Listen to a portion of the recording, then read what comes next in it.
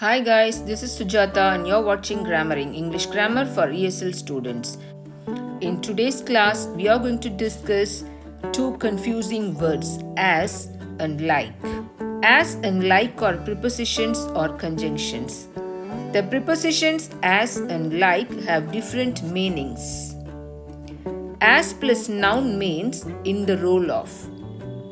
Like plus noun means similar to or in the same way. We use like to compare two things. Example, she is a teacher like me. She is a teacher as me. In these two sentences, this is the right one. This is a wrong statement. When we compare appearance or behavior, we use like, not as. Look at these sentences. That car looks like a boat.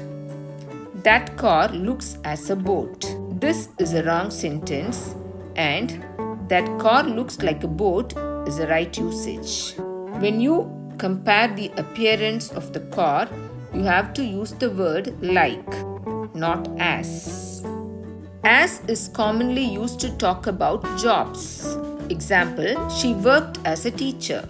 The conjunctions as and like have the same meaning when used in comparisons. Like is a little more informal. Example, nobody understands her as I do. Nobody understands her like I do. So far in this class, we have discussed two confusing words as and like.